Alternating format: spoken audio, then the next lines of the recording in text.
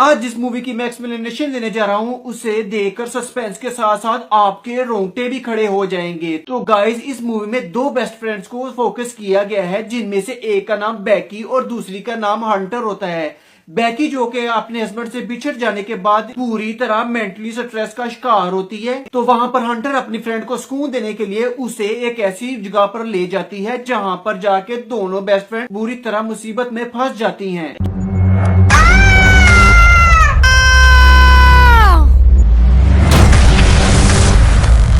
तो guys, time waste किए बगैर चलते हैं मूवी के एक्सप्लेनेशन की तरफ। Let's get start it. Movie पहाड़ों से शुरू होती है जहां एक कपल बैकी और इसके हस्बैंड डैन को देखते हैं जो पहाड़ों पर चढ़ रहे होते हैं। इनकी रिसेंटली शादी हुई होती है।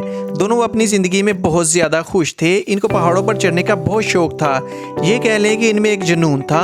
यही जुनून इनको खतरनाक इलाकों में ले जाता है जहाँ इनके साथ बैकी की एक दोस्त भी थी जिसको हमेशा से खतरों के साथ खेलने का बहुत शौक था। ये तीनों अपने लिए हर बार एक नया खतरा ढूंढते थे। एक दिन पहाड़ पर चढ़ते हुए डैन का हाथ एक परिंदे के घोंसले पर लग जाता है। वो परिंदा जब इसके डर से उड़ता है तो इससे डैन का बैलेंस खराब हो जाता है और वो रस्सी से लटक गया था और वो चाह कर भी अब वो ऊपर नहीं आ सकता था। यहाँ बैकी और इसकी दोस्त उसे बचाने की भरपूर कोशिश करती हैं पर वो उसे नहीं बचा पाती और आखिरकार वो नीचे गिरकर मर जाता है। जिसके बाद हमें एक साल बाद का सीन दिखाया जाता है। बैकी अभी भी अपने हस्बैंड की मौत के गम में थी और उसने अभी तक डैन की चीज़ों को यादों के तौर पर रखा हुआ था और साथ ही साथ वो अब शराब भी पीने लग गई थी।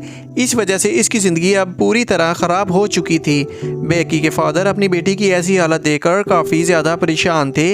इसी वजह से वो बैकी की बेस्ट फ्रेंड को बुलाते हैं जिसका नाम हंटर था, जो इसके और इसके हस्बैंड डैन के साथ पहाड़ों पर क्लाइंब किया करती थी। बैकी अपने हस्बैंड की मौत के बाद वो अपनी दोस्त से एक साल के बाद मिली थी। इसकी दोस्त हंटर कहती है कि चलो ना, हम दोबारा से कहीं चढ़ाई करती हैं। हमारा तो ये शौक था ना, तुम मेरे साथ चलो, तुम्हें अच्छा लगेगा। वो इसको एक पुराना टावर दिखाती है जो 2000 फीट लंबा था और ये टावर सहरा में था। वो कहती है कि तुम मेरे साथ वहाँ जाना जहाँ पर तुम अपने हस्बैंड की राख को ऊपर से बखेर देना, तुम्हें अच्छा लगेगा और तुम्हारी रूह को भी सुकून मिलेगा। बैकी सब बातों के बारे में बहुत सोचती है और आखिरकार वो फैसला करती है कि वो हंटर के साथ जाएगी। ये उसके साथ एंजॉय भी करना चाहती थी। दोनों फिर अपने सफर के लिए निकल जाती हैं। रास्ते में ये दोनों खूब मस्ती करती हैं, अपने मोबाइल फोन पर वीडियोस भी बनाती हैं और इसी दौरान दोनों की लापरवाही की वजह से एक हादसा होने वाला था। एक ट्रक जो बहुत स्पीड से आ रहा था जो इनकी गाड़ी से हिट होने लगा था, लेकिन ऐन वक्त पर ये दोनों अपनी गाड़ी को रोक लेती है और बच जाने पर सुकून का सांस लेती हैं। बिल आखिर अब ये दोनों अपनी मंजिल पर पहुंच जाती हैं। जाते हुए हंटर मरी हुई एक बकरी को भी देखती है जिसको बड़े परिंदे खा रहे थे। वो सभी परिंदों को उड़ाती है और उसकी करीब की तस्वीर लेकर अपने इंस्टाग्राम पर पोस्ट कर देती है। इसके बाद वो उस पुराने टावर पर पहुंच जाती हैं। हंटर यहाँ पर वीडियो बनाती है। ये साथ साथ अपने मोबाइल फ़ोन पर सब कुछ रिकॉर्ड कर रही थी।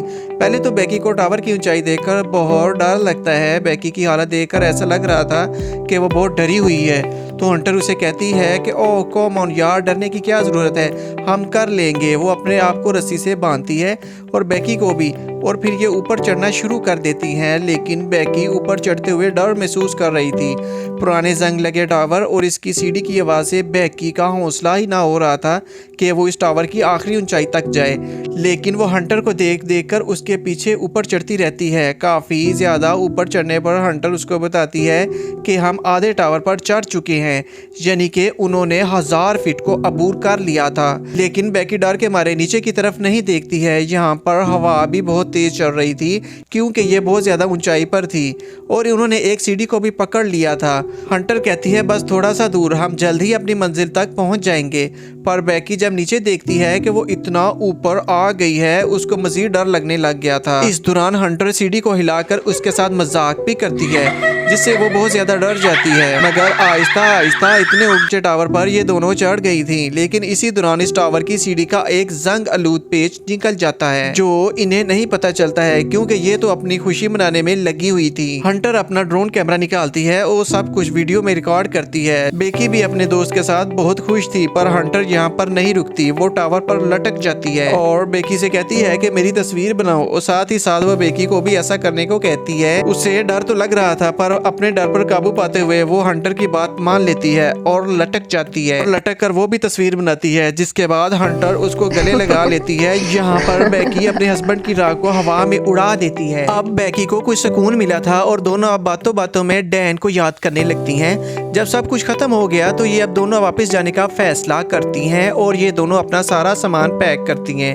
बेकी जैसे ही अपना बैग लेकर नीचे उतरती है तो पुराने टावर की जंगलू सीढ़ी टूट जाती है और बेकी नीचे की तरफ लटक जाती है, पर हंटर इसकी मदद करते हुए इसे ऊपर खींच लेती है। पर बेकी का बैग नीचे टावर पर एंटीना पर लटक जाता है, जिसमें इनका ड्रोन कैमरा और खाने पीने का सामान था। वो अब इनकी पहुंच से दूर हो चुका था। बेकी अब घबराने लगती है। दोनों अपना फोन भी चेक करती हैं, पर यहाँ ऊंचाई पर फोन में सिग्नल्स ही नहीं थे। तभी इन्हें टावर पर एक फ्लेयर गन और दूरबीन मिलती है तो हंटर कहती है अभी इसका हमें क्या फायदा, हम इस वक्त अगर इस गन को चलाएंगे भी तो क्या फायदा होगा। बेकी थोड़ा घबरा जाती है जब वो देखती है कि इसकी टांग पर जख्म हो गया था। हंटर इसकी टांग पर पट्टी बांध देती है और अब ये दोनों करती भी तो क्या करती, उधर ही बैठकर व्लॉग और अपनी वीडियो को खत्म करती हैं। कुछ घंटों के बाद हंटर दूरबीन से देखती है, उधर थोड़ी ही दूर एक गाड़ी खड़ी उन्हें नजर आती है, पर ये दोनों उन्हें मदद के लिए नहीं बुला सकती थी।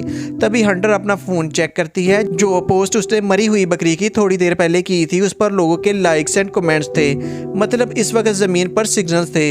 हंटर अब मदद के लिए एक मैसेज लिखती है और अपनी आईडी पर पोस्ट कर देती है और अपने मोबाइल फोन को रस्सी की मदद से बांधकर थोड़ा सा नीचे करती है ताकि सिग्नल्स आ सके और इसकी पोस्ट को देखकर इसके फॉलोअर्स उनकी मदद को आए। पर अभी भी फोन पर सिग्नल्स नहीं थे और उनका मैसेज भी पोस्ट नहीं हुआ था, तो वो खुद लटक कर फोन नीचे करने का फैसला करती है, लेकिन उनका मैसेज अभी भी पोस्ट नहीं होता। अब हंटर ये सोचती है कि वो अब अपने फोन को नीचे फेंक देगी, पर पहले ये इसे अपनी जराब में डालती है और फिर अपने जूते में ताकि इसका फोन जमीन पर गिरने पर टूटे ना, और फिर ये अपने फोन को नीचे फेंक देती है। इनका ख्याल था ऐसा करने से जमीन पर सिग्नल्स आएंगे और इसकी पोस्ट तो फिर सेंड हो ही जाएगी। हंटर जब दूरबीन से देखती है तो जमीन पर उसे एक आदमी और इसका एक डॉग नजर आता है जो अपने फोन पर किसी से बात कर रहा था, इसलिए बेकी अब जल्दी से अपना जूता फेंक देती है ताकि वो आदमी कुछ नोटिस करे, मगर वो कुछ नहीं करता और चला जाता है। लेकिन बेकी यहाँ पर गन चलाने लगती है। हंटर उसको रोक देती है और कहती है सूरज डूबने का इंतजार तो करो, हमें कोई ना कोई तो बचाने आएगा। रात हो गई थी। बेकी अपना वक्त गुजारने के लिए अपनी पुरानी वीडियोस देखती है, जिसमें वो एक अजीब बात नोटिस करती है कि हंटर उसके हस्बैंड को अजीब नजरों से देख रही थी।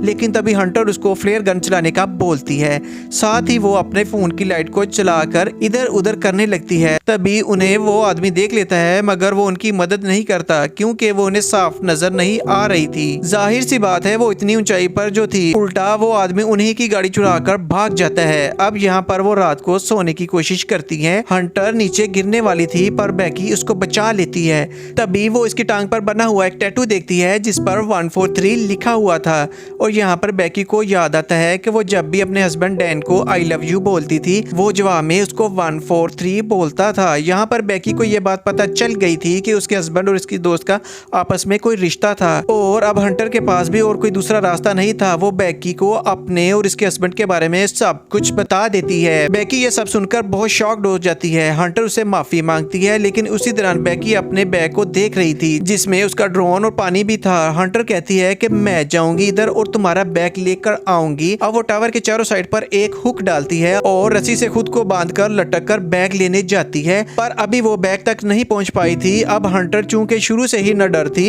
इसलिए वो रस्सी को छोड़कर एंटीना के ऊपर कूद जाती है और बैग ले लेती है। हालांकि अब रस्सी उससे दूर थी, लेकिन वो अब बैग से एक सेल्फी स्टिक को निकालकर उसकी मदद से बैग को रस्सी बांध देती है। अब वो खुद को एक लंबी छलांग लगाती है जिससे वो रस्सी को पकड़ लेती है। आहिस्ता आहिस्ता उसे पकड़कर वापस ऊपर चढ़ती है, मगर एकदम रस्सी उससे छूट जाती है और वो नीचे गिर जाती है।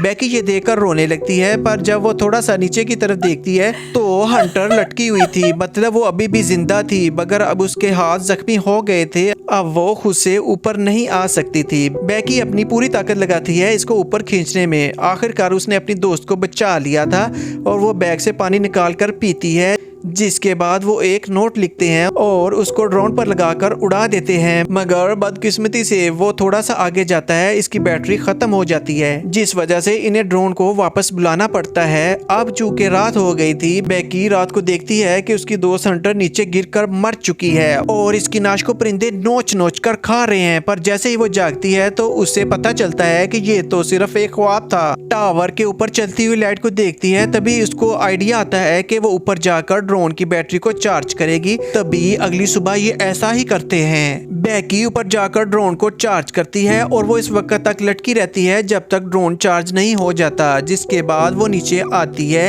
अब ये एक पेपर नोट पर लिखती है और उसको ड्रोन पर लगाकर उड़ा देती है। ये अपने इस ड्रोन को एक घर की तरफ भेजती है। इससे पहले ये ड्रोन घर तक पहुंचता गाड़ी से टकरा कर टूट जाता है, तो ये यहाँ पर एक और दिन इस उम्मीद पर गुजार देती हैं कि कोई ना कोई उनकी मदद के लिए जरूर आएगा। बेकी की हालत बहुत ज्यादा खराब हो चुकी थी, अब वो एक और मजीद दिन भी यहाँ पर नहीं गुजार सकती थी। तभी वो हंटर से उसका जूता मांगती है ताकि वो दोबारा से मैसेज लिखकर अपने फोन को नीचे फेंक सके, क्योंकि अब उसके पास दूसरा और कोई रास्ता नहीं था। पर हंटर उसको मना कर देती है। यहाँ पर हमें पता चलता है कि हंटर तो उसके साथ थी ही नहीं, वो तभी नीचे गिरकर मर गई थी जब वो बैग लेने के लिए गई थी। और बेकी का ये सिर्फ एक महज ख्याल था कि हंटर उसके साथ है ताकि वो खुद को अकेला महसूस ना करे। जब वो नीचे देखती है तो उसकी दोस्त की नाश को परिंदे खा रहे थे, तो वो बहुत ज्यादा रोती है और अपने डैड के लिए एक मैसेज रिकॉर्ड करती है, एक आखिरी मैसेज, क्योंकि उसको अब ये उम्मीद नहीं थी कि वो बच जाएगी। अब सुबह हो जाती है, एक दिन और गुजर गया था, तभी एक परिंदा उसकी टांग से निकलता हुआ खून देकर उसे खाने आ जाता है। बेकी इस परिंदे को पकड़ लेती है और इसकी गर्दन तोड़कर उससे कच्चा खा जाती है। इससे हमें पता चलता है कि वो भूख की वजह से तड़प रही थी और खाने के बाद उसे एनर्जी ताकत मिलती है। दूसरी तरफ उसके डैड अपनी बेटी के लिए बहुत ज्यादा परेशान थे। वो इसके बारे में पता करना चाहते थे कि आखिरकार उनकी बेटी है कहाँ पर। उधर बेकी अब हिम्मत करके नीचे उतरती है उस जगह पर जहाँ हंटर की नाश उस एंटीना पर लटकी हुई थी और अपने फोन को हंटर के जूते में डालकर उसके पेट के साथ चिपकाकर हंटर को सॉरी बोलकर उससे नीचे फेंक देती है ताकि उसका फोन ना टूटे और इसके डैड को मैसेज मिल जाए। जिसके बाद हम कुछ घंटों के बाद देखते हैं बेकी के डैड इस टावर के पास पहुंच गए थे, मगर जैसे ही वो वहां पर पड़ी हुई लाश को देखते हैं जो हंटर की थी, जिसको पुलिस वाले लेकर जा रहे थे, वो समझे कि शायद उनकी बेटी मर गई है। लेकिन बेकी उनको आवाज देती है डैड, तो वो अपनी बेटी को देखते हैं और सुकून का सांस लेते हैं कि उनकी बेटी जिंदा है। वो अपने डैड के गले लग जाती है। आखिरकार बेकी की कोशिशों और उसकी उम्मीदों ने उसे जिंदा रखा और इसी के साथ ही मूवी यहीं पर खत्म हो जाती है।